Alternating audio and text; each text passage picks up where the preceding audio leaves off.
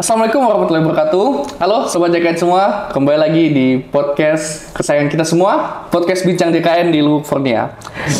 Kali ini kita sudah kedatangan tamu yang sangat istimewa. Pertama kali kita undang di sini, yaitu saya perkenalkan Kak Rizka Milati sebagai staf apa Kak? Staf kerja sama Faskes. Staf kerja sama Faskes di BPJS Kesehatan Kantor Cabang Luhuk. Nah, kenapa hari ini kita undang Kak Milati sebagai staf kerja sama Faskes? Karena hari ini kita akan membahas terkait dengan bagaimana fasilitas kesehatan ataupun kerjasama yang kita lakukan bersama fasilitas kesehatan, begitu Kak Rizka Milati ya. Nah, keberhasilan program jaminan kesehatan nasional itu tidak terlepas dari peran fasilitas kesehatan dalamnya, di mana fasilitas kesehatan ini adalah sebagai mitra BPJS Kesehatan. Betul Kak ya? Betul. Nah, baik di rumah sakit, klinik, hingga puskesmas. Tentunya dalam proses sebagai mitra, ada yang namanya perjanjian kerjasama antara BPJS Kesehatan dengan fasilitas kesehatan. Nah, kali ini kita akan bahas lebih lanjut nih tentang bagaimana sebenarnya hubungan antara BPJS Kesehatan dan fasilitas kesehatan, dan bagaimana fasilitas kesehatan itu dapat bermitra dengan BPJS Kesehatan. Kita akan bahas di podcast kali ini. Oke, Kak Rizka, coba Kak Rizka aja ya. Iya, daripada panggil Rizka Milati banyak sekali kan. Panjang sekali ya. Kak Rizka ya. Mau panggil Rizka, panggil Milati juga boleh. Oke, baik, siap. Kak Rizka, bicara tentang kerjasama BPJS dengan fasilitas kesehatan. Sebelum kita lebih jauh lebih dalam membahas hal tersebut, sebenarnya mekanismenya sendiri dari fasilitas kesehatan itu untuk mengajukan kerjasama ke BPJS Kesehatan itu bagaimana? Apakah BPJS Kesehatan yang turun ke lapangan ataukah ada pengajuan dari fasilitas kesehatan? Itu bagaimana sistemnya atau mekanismenya? Boleh dijelaskan? Ya, baik. Tadi terkait mekanisme untuk pendaftaran Faskes. Jadi kalau untuk pendaftaran Faskes itu bisa dari Faskes itu sendiri atau calon Faskes yang mengajukan kerjasama ke BPJS Kesehatan. Dan bisa juga kita dari BPJS Kesehatan itu yang turun langsung melihat kalau misalnya ada Faskes-Faskes yang berpotensi untuk bisa kerjasama dengan BPJS Kesehatan juga. Jadi bukan hanya kita menunggu Faskes yang mengajukan kerjasama saja, tapi kita juga harus aktif juga buat melihat potensi-potensi dari Faskes yang belum kerjasama yang mungkin bisa nih kerjasama dengan BPJS Kesehatan begitu. Oke, berarti bukan hanya pengajuan oleh Faskes, tapi BPJS juga melihat ya, ada mungkin fasilitas kesehatan yang berpotensi untuk diajak kerjasama. Betul. Begitu. Oke, Pak. Nah, kalau misalnya Faskes yang mau mengajukan kerjasama nih, itu apa saja kriteria yang harus dipenuhi oleh fasilitas kerjasama tersebut? Dan juga metode seleksinya bagaimana nih dari BPJS Kesehatan? Misalnya ada Faskes yang mau kerjasama, itu bagaimana? Kalau untuk kriteria, jadi kalau untuk pendaftaran calon Faskes kerja saya mau kerjasama ya, itu setidaknya dia harus memenuhi persyaratan mutlak dulu. Persyaratan mutlak apa aja itu? Jadi setiap Faskes yang mau kerja sama dengan BPJS Kesehatan itu ada persyaratan yang harus mereka penuhi. Itu ada diatur dalam Peraturan Menteri Kesehatan nomor 7 tahun 2021 itu ada diatur untuk dokter gigi, dokter umum, puskesmas, klinik, RSD Pratama, sampai rumah sakit juga klinik utama itu sudah diatur persyaratan mutlaknya. Jadi Faskes yang mau kerjasama dengan BPJS Kesehatan setidaknya harus penuhi nih persyaratan mutlaknya dulu. Diantaranya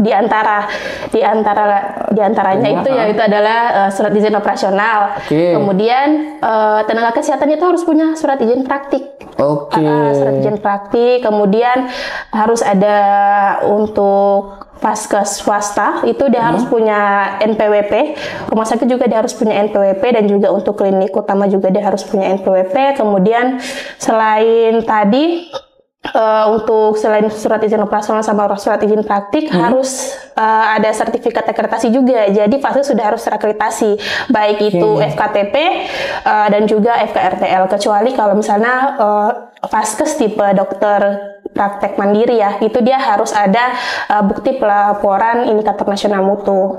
Dan juga Faskes-Faskes yang bekerja sama dengan BPJS Kesehatan itu juga harus berkomitmen untuk memenuhi ketentuan ketentuan jaminan kesehatan nasional sudah diatur dalam perundang-undangan begitu. Jadi harus ada surat komitmen mereka untuk mematuhi terkait ketentuan JKN gitu. Oke, berarti memang sudah ada ketentuan yang diatur secara khusus ya? Betul. Jadi setiap vaskes itu sudah ada persyaratan mutlaknya masing-masing. Jadi kalau misalnya vaskes tersebut atau calon vaskes mau kerjasama dengan BPJS Kesehatan harus memenuhi persyaratan mutlaknya dulu. Oke. Nah, kalau untuk pendaftarannya bagaimana? Apakah dia datang ke kantor atau dia menghubungi, ada yang bisa dihubungi?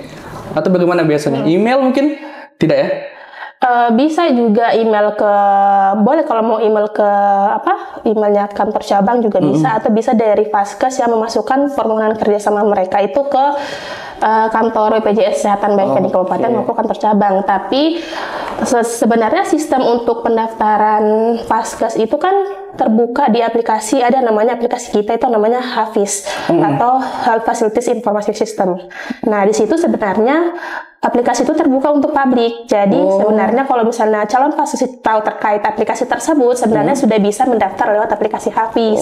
Gitu ya. Jadi Hafiz itu bisa digunakan oleh siapa saja untuk mendaftar vaskes kesehatan. Iya, tapi di situ dari vaskes harus cek dulu, harus penapisan awal dulu, apakah secara ketentuan persyaratan mutlak dia terpenuhi atau tidak. Kalau misalnya dia secara ketentuan persyaratan mutlak sudah terpenuhi, baru vaskes tersebut bisa mengajukan permohonan kerjasama ke BPJS Kesehatan. Oke, kemudian nanti akan langsung diproses oleh Karisnya sendiri untuk BPJS Kesehatan cabang Luhuk.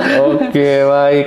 Ya, berarti memang ada persyaratan khusus ya atau yang disampaikannya, dan juga ketentuan pendaftarannya seperti yang disampaikan tadi. Nah, kalau untuk durasi kerjasama sendiri, mungkin vaskes yang sudah cocok nih, sudah lengkap semua persyaratannya dan dia sudah mengajukan. Berapa lama itu lamanya kerjasama yang bisa dilakukan dengan BPJS Kesehatan? Kalau untuk kerja sama fasilitas kesehatan itu dia periodenya itu berlangsung selama 1 tahun. 1 tahun. Jadi dilakukan perpanjangan setiap awal Januari ya, 1 Januari sampai dengan untuk masa berlaku BKS itu sampai dengan 31 Desember ya, seperti itu. Tapi tergantung lagi kembali ke kesepakatan apakah kasus tersebut masih mau lanjut kerjasama dengan BPJS Kesehatan atau tidak, seperti itu. Kalau tidak berarti dia akan putus di 31 Desember begitu ya. Betul. Kalau seandainya mau lanjut, apa syarat-syarat atau kriteria yang harus dipenuhi vaskes kesehatan? Kalau mau lanjut, ya mengajukan lagi permohonan perpanjangan kerjasama. Kalau misalnya yang belum kerjasama kan artinya dia mengajukan permohonan kerjasama. Tapi kalau misalnya yang mau lanjut kerjasama, vaskes itu sudah harus memberitahukan ke BPJS Kesehatan maksudnya. Jadi maksud untuk memperpanjang kerjasamanya yaitu dari vaskes memasukkan permohonan untuk perpanjangan kerjasama dan melampirkan kembali persyaratan-persyaratan mutlak tadi supaya kita cek lagi, oh ternyata vaskes ini masih ingin memperpanjang dan secara persyaratan mutlak dia masih memenuhi untuk kita perpanjang kerjasama. Di bulan-bulan berapa biasanya itu untuk konfirmasi untuk tetap pengajuan perpanjangan kerjasama? Sebenarnya kan dalam proses perpanjangan ataupun kerjasama vaskes itu kan ada proses seleksi. Jadi kalau misalnya untuk kerjasama itu atau disebut kerjasama awal ya maksudnya, itu kan dari vaskes melakukan penapisan awal dulu ya, yang sudah saya sampaikan ke Mas Adi ya.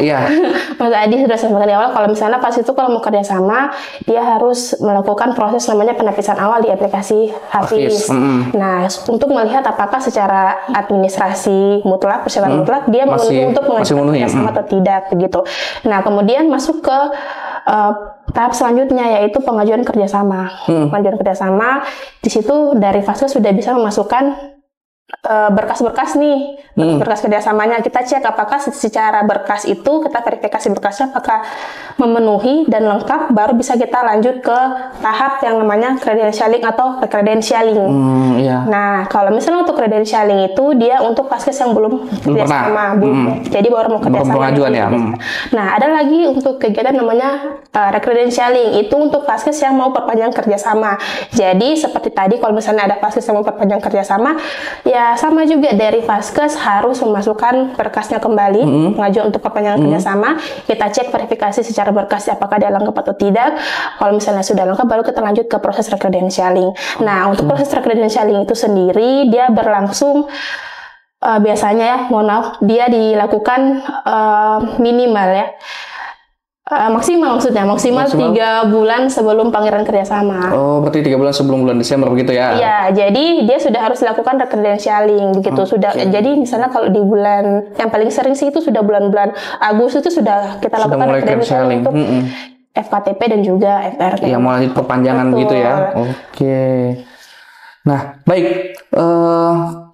Tadi sudah tentang pendaftaran ataupun mau perpanjangan kerjasama ya. Nah, dalam proses kerjasama ini sepanjang 1 tahun pasti ada yang namanya monitoring dan evaluasi terhadap proses kesehatan itu sendiri ya. Apakah dia masih, maksudnya memenuhi komitmennya atau bagaimana? Nah itu mekanisme yang dilakukan atau bagaimana itu untuk monitoring dan evaluasi Vaskes itu sendiri? Untuk monitoringnya, ya untuk monitoring evaluasi Vaskes itu kita lakukan biasanya dalam triwulan ya. Triwulan itu biasa semester itu paling sedikit dalam 6 bulan ya, ada 6 bulan kerjasama, atau kalau paling cepat dalam 3 bulan kerjasama atau dalam triwulan itu biasanya kita lakukan monitoring evaluasi. Kita panggil nih Vaskes, maksudnya yang untuk secara komitmennya itu masih kurang, kita panggil, kita ajak pertemuan untuk membahas nih apa maksudnya dari Vaskes tersebut bisa ditingkatkan dari segi mutunya untuk bisa memberikan pelayanan yang lebih baik. Ada juga aktivitas-aktivitas lainnya selain pertemuan monif tadi. Jadi misalnya kayak uji pemahaman Vaskes, itu uji pemahaman Vaskes itu bisa kita berikan ke Vaskes untuk melihat sejauh mana Vaskes tersebut paham terkait program JKN dan juga paham terkait isi kontrak yang sudah mereka tanda tangani gitu. Dan juga kalau untuk uji pemahaman Vaskes itu bisa kita lakukan misalnya pada saat tadi pertemuan monef, bisa juga kita lakukan kalau misalnya ada sosialisasi terkait program JKN. Di situ kita bisa lakukan uji pemahaman Vaskes, bisa dalam bentuk tes atau kuis seperti itu, kita untuk melihat ternyata Vaskes ini paham tidak dengan program hal-hal yang berkaitan dengan program JKN dan juga terkait PKS yang telah mereka tanda tangani begitu. Kemudian ada juga kegiatan lain atau aktivitas lain seperti pengukuran tingkat kepatuhan Vaskes terhadap PKS, atau bisa disebut juga dengan kata lain yaitu capaian indikator kepatuhan Vaskes. Jadi ada yang namanya indikator kepatuhan Vaskes, ada untuk FKTP dan juga ada untuk FKRPL. Nah, untuk indikator kepatuhan Vaskes itu dia menilai aspek mutu dan juga aspek biaya, untuk kendali mutu dan juga kendali biaya maksudnya. Kemudian ada juga untuk kegiatan lainnya yaitu supervisi buktikan dengan langsung atau sibling. Nah, kalau sibling itu pegawai BPJS Kesehatan nih yang turun langsung ke Vaskes untuk melihat pelayanan di fasilitas kesehatan tersebut. Ya, jadi kita melihat apakah Vaskes tersebut sesuai tidak dengan yang kita harapkan. Jadi ada beberapa area of improvement yang kita nilai pada saat kita melakukan kegiatan sibling tersebut. Kemudian ada juga cara untuk mengukur monitoring dan evaluasi, yaitu kesan-pesan setelah pelayanan. Nah, kalau untuk kesan-pesan setelah pelayanan ini yang menilai adalah peserta atau pasien. Jadi setelah melakukan pelayanan di situ. Betul. Jadi setelah pasien melakukan pelayanan, mereka bisa melakukan penilaian terhadap Vaskes yang mereka kunjungi itu melalui mobile JKN. Untuk kesan sedih itu ada di mobile JKN, bisa diakses lewat mobile JKN, bisa juga diakses lewat web kesan. Begitu.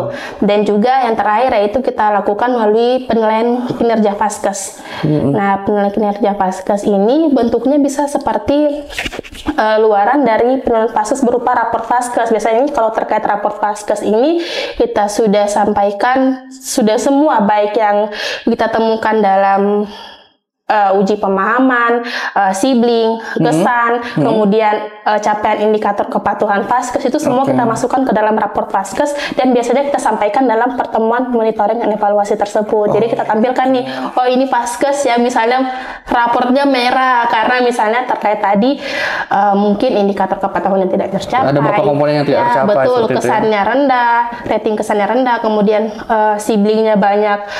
Area of improvement-nya yang perlu ditingkatkan, belum selesai atau tidak tuntas begitu. Jadi kita sampaikan lewat tadi penilaian kinerja Vaskes yang dalam bentuk rapor Vaskes begitu.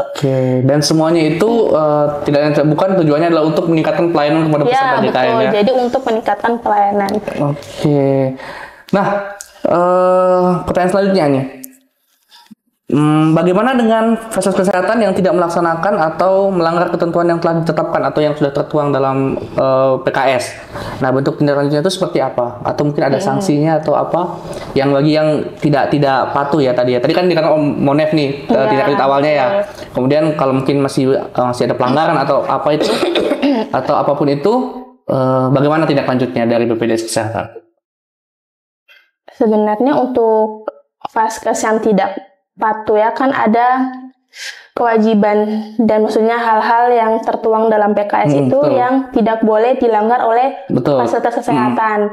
Nah, ada terbagi menjadi dua jenis-jenis pelanggaran kontrak, yaitu jenis pelanggaran Vaskes yang dilakukan pembinaan dan juga yang kedua itu adalah jenis pelanggaran Vaskes yang diberikan sanksi. Oke, berarti ada dua pembeda nih yang beda. Iya, betul.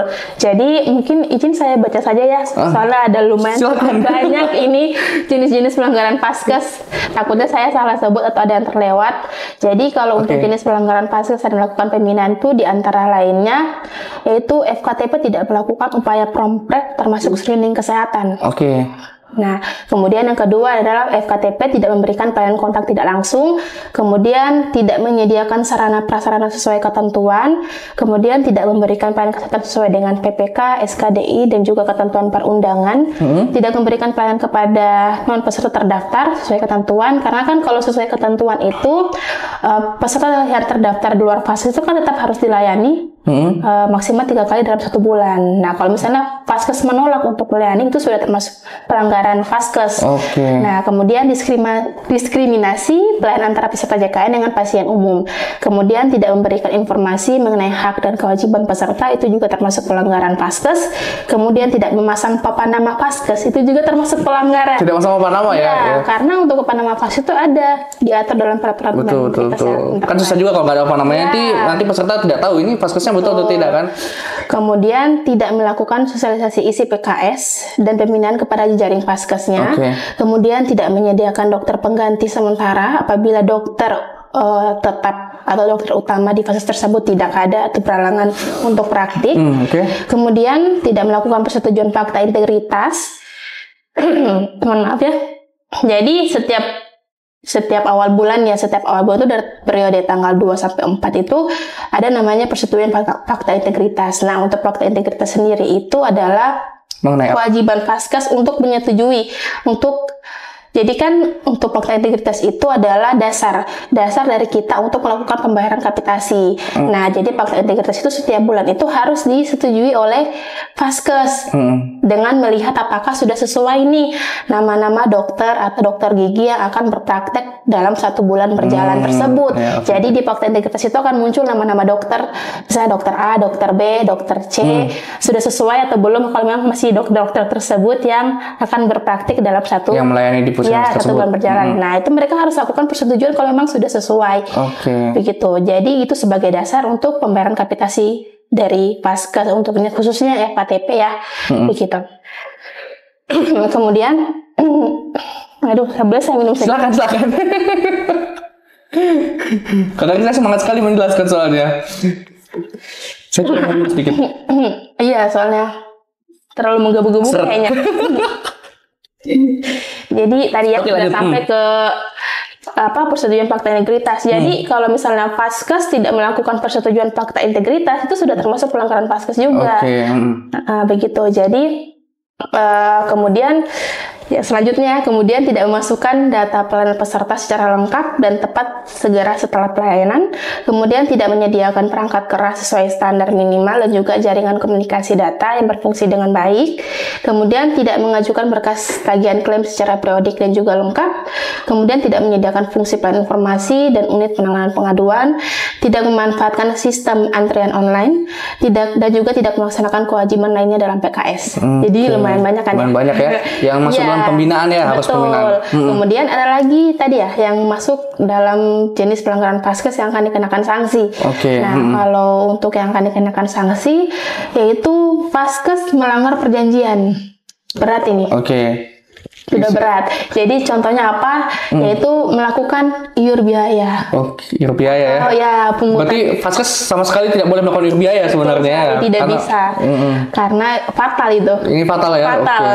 Tidak boleh melakukan pungutan biaya tambahan di luar ketentuan.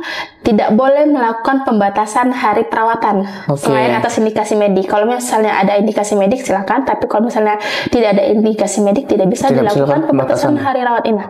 Kemudian melakukan diskriminasi pada peserta JKN itu tidak boleh. Antara JKN dan pasien umum atau antara peserta JKN ya? Intinya yang diberikan ke pasien itu harus sama, baik pasien JKN maupun pasien umum. Yang mereka terima itu harus sama begitu. Kemudian yang kedua tadi penyampaian data yang tidak akurat terkait pesertaan wajib atau pesertaan mutlak misalnya.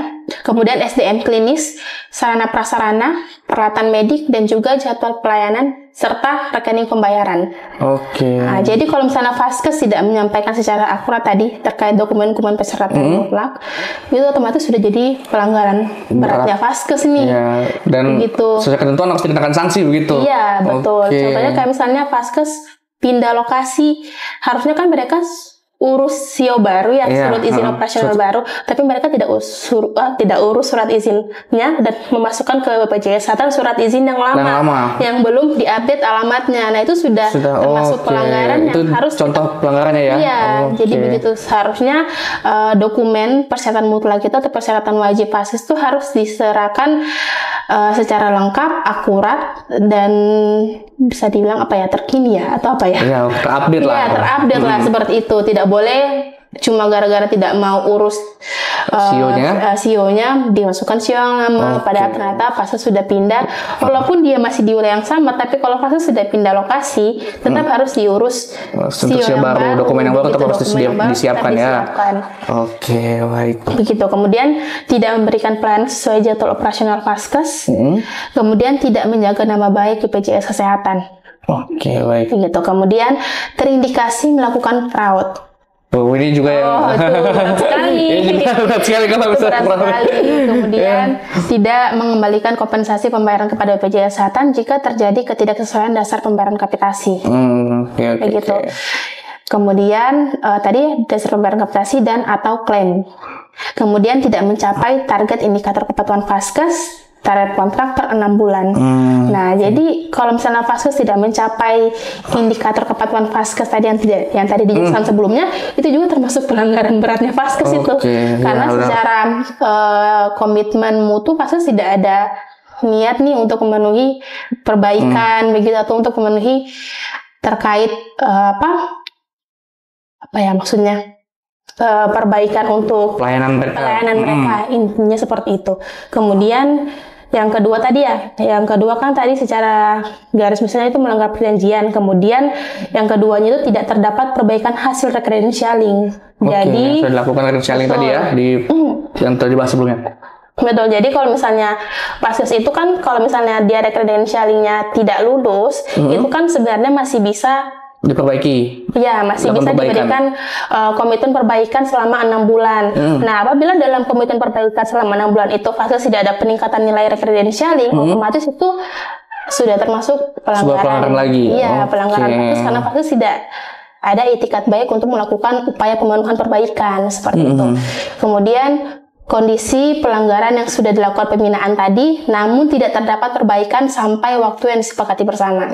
Itu juga akan masuk sebagai pengenaan sanksi. Jadi bukan karena cuma dilakukan pembinaan terus selesai begitu ya? Selesai. Ternyata tidak. Kalau misalnya dia keluhannya atau jenis pelanggarannya berulang, itu bisa masuk ke pelanggaran yang akan dikenakan sanksi. Begitu. Jadi pelanggaran ringan tadi bisa jadi berat kalau misalnya tidak segera dilakukan tindak lanjut atas ini ya.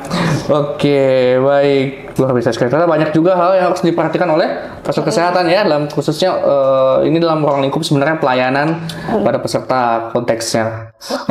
Untuk pertanyaan selanjutnya, Kak Rizka, misalnya ada suatu kasus nih, di mana Vaskes Kesehatan terutama tingkat pertama ya, melakukan kerjasama dengan melakukan kerjasama.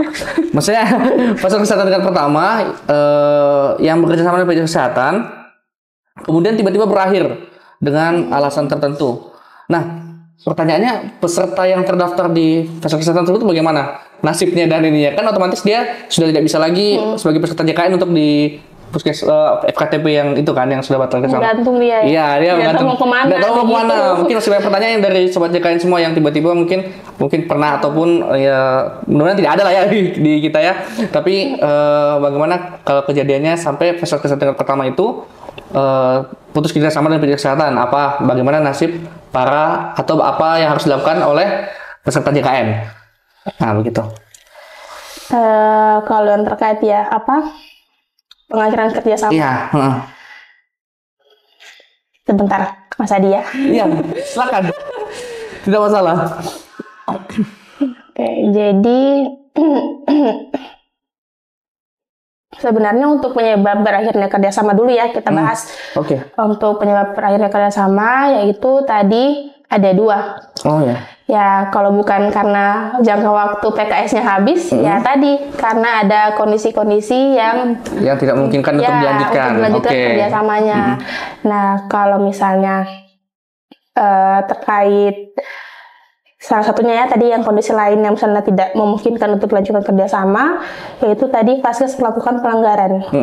Nah kan kalau untuk Vaskes melakukan pelanggaran itu kan ada mekanisme pemberian sanksinya juga ya. Kalau misalnya Vaskes melakukan pelanggaran yang dikenakan sanksi, otomatis dia akan tahap pertamanya diberikan teguran lisan dulu. Nah teguran lisan dulu, kalau misalnya sudah diberikan teguran lisan tidak ada perbaikan, bisa kita lakukan teguran tertulis. SP ini maksudnya? Surat peringatan. Nah, untuk SP sendiri itu dilakukan paling banyak 3 kali dengan dalam jangka waktu 30 hari kalender selama proses tersebut tidak ada perbaikan atau misalnya pelanggarannya berulang atau misalnya ada pelanggaran baru terhadap Vaskes tersebut. Nah, apabila Vaskes sudah 3 kali kena SP nih, otomatis saat pas mendapatkan SP ketiga itu otomatis sudah bersamaan dengan surat pengakhiran kerjasama. Berarti memang sudah selesai di situ ya, kita selesai di situ kalau bisa sudah selesai di situ, tidak bisa pakai tawar menawar lagi. Sudah SP 3 soalnya. Begitu. Jadi sudah dengan surat cinta nih. Surat cinta ya. Surat kerjasama. Surat putus cintanya. Putus cinta. Ya, kemudian tadi ya itu Vaskes melakukan pelanggaran. Kemudian yang kedua, yang kondisi lain tadi ya, selama bukan termasuk waktu PKS-nya berakhir, kondisi lainnya itu Vaskes tidak memenuhi persyaratan kerjasama. Jadi misalnya contohnya kan tadi untuk persyaratan kerjasama mutlak itu kan harus ada SIO, SIP, kemudian sertifikat akreditasi, kemudian kalau misalnya untuk dokter umum dan dokter gigi harus ada bukti pelaporan INN. Nah kalau misalnya Vaskesnya tidak melakukan perpanjangan ya, atau misalnya SIO-nya habis, otomatis kita harus lakukan pengakhiran kerjasama terhadap Vaskes tersebut. Otomatis juga itu. Iya, begitu. Terus kemudian kalau misalnya contohnya kalau yang TPMD sama TPMDG atau dokter praktik perorangannya, kalau misalnya SIP-nya SIP dokternya habis, otomatis kita juga harus lakukan pengakhiran kerjasama. Langsung berakhir di situ juga ya. Karena memang dia ibaratnya tidak punya izin lagi untuk melakukan praktik ya. Betul, tidak punya izin lagi untuk melakukan operasional. Tidak legal lah ibaratnya. Dan kita juga tidak bisa. Baik. Nah, kemudian tadi ya izin operasional berakhir, SIP dokter TPMD habis masa berlaku, kemudian seluruh SIP dokter umum pada klinik Pratama dan juga RSJ Pratama habis masa berlaku. Jadi misalnya di klinik itu semua dokter umum itu tidak ada lagi yang punya SIP aktif atau masih aktif begitu. Intinya sudah habis semua, itu otomatis kita harus lakukan pengakhiran kerjasama juga. Baik. Begitu. Kemudian izin operasional Vaskes misal dicabut oleh instansi yang berwenang. Bisa dicabut izinnya, otomatis juga itu termasuk untuk alasan tertentu itu ya, yang kita tidak walaupun tidak di luar kita gitu ya. Itu otomatis akan langsung kita lakukan pengakhiran kerjasama karena secara izin mereka sudah tidak memenuhi. Sama kasusnya tadi tidak legal lagi mereka. Izin operasional habis, kemudian tadi sertifikat akreditasi dan juga bukti pelaporan indikator nasional mutu habis masa berlaku, otomatis juga kita lakukan pengakhiran kerjasama. Kemudian tadi selain persyaratan kerjasama ya yang tidak terpenuhi, Vaskes dinyatakan bangkrut atau pailit oleh pengadilan tingkat pertama, otomatis kita juga akan lakukan pengakhiran kerjasama terhadap Vaskes tersebut. Kemudian salah satu pihak melakukan atau berada dalam keadaan likuidasi, itu juga kita lakukan panggilan kerjasama. Kemudian Vaskes berhenti praktek karena kehendaknya sendiri. Jadi misalnya Vaskes mau mengundurkan diri sendiri nih untuk tidak lanjut kerjasama dengan BPJS Kesehatan, mungkin karena faktor atau terkait alasan pribadi, itu juga bisa untuk kita lakukan panggilan kerjasama. Kemudian kalau misalnya dokter ya, untuk kasus dokter umum atau dokter praktek mandiri yang misalnya dokternya meninggal ya, otomatis itu juga kita lakukan panggilan kerjasama. Kemudian misalnya Vaskesnya diketahui atau terlibat kasus hukum. Oh, kasus hukum. Ya, oleh itu juga, Vaskes. ya betul, itu juga kita lakukan panggilan kerjasama. Walaupun tidak ada kaitannya dengan BPJS Kesehatan misalnya. Misalnya intinya Vaskesnya terlibat kasus hukum, otomatis kita harus lakukan panggilan kerjasama. Baik. Kemudian Vaskes terindikasi melakukan tindakan kecurangan fraud. Yang sudah berat banget itu atau sudah berat sekali, itu harus kita lakukan panggilan kerjasama. Baik. Kemudian perubahan jenis Vaskes, misalnya Vaskes ini kan ada jenis-jenisnya sendiri ya, misalnya contohnya kayak tadi Vaskes itu bukan cuma bicara terkait rumah sakit atau puskesmas, ada klinik, ada tempat praktek mandiri, ada RSD Pratama. Jadi kalau misalnya tempat praktek mandiri dokter ini berubah tipe Vaskesnya jadi klinik, misalnya dia ingin mengembangkan usahanya itu menjadi klinik, tidak lagi berpraktek sebagai diri sendiri, tapi nanti dia menjadi klinik Pratama atau mungkin klinik utama, otomatis dia harus putus dulu dengan BPJS Kesehatan. Tapi masih bisa lanjut lagi? Bisa. Cuma dia harus putus dulu? Mengajukan permohonan kerjasama baru sebagai klinik. Vaskes yang baru begitu. Oke. Seperti itu. Nah, kan otomatis kalau tadi ya FKTP yang sudah berakhir kerjasamanya, otomatis kan ada peserta yang menggantung nih, tidak tahu mau dikemanakan nih pesertanya. Betul. Otomatis ada ketentuan Vaskes pengganti. Vaskes pengganti. Ya. Bagaimana itu? Kalau untuk Vaskes penggantinya itu kita lihat lagi, kita nilai lagi Vaskes mana nih yang maksudnya cocok atau secara ketentuan itu memang memenuhi standar untuk dipindahkan pesertanya itu ke Vaskes penggantinya. Kalau misalnya begini, tergantung kondisi juga sih. Kalau misalnya contohnya ya FKTPA itu berakhir kerjasamanya dengan BPJS Kesehatan, otomatis kan kita harus pindahkan peserta FKTPA ini ke FKTP lain. FKTP lain, betul. Nah, kalau misalnya di daerah FKTPA itu hanya ada satu FKTP terdekat, otomatis kita langsung pindahkan ke FKTP terdekat tersebut. Karena nggak ada opsi lain ya? Tidak ada opsi lain. Tapi kalau misalnya di FKTPA ini ada beberapa FKTP terdekat, otomatis kita lakukan penilaian dan melihat mana FKTP yang punya nilai paling tinggi. Yang lebih cocok untuk dijadikan. Betul, untuk kita pindahkan pesertanya tersebut.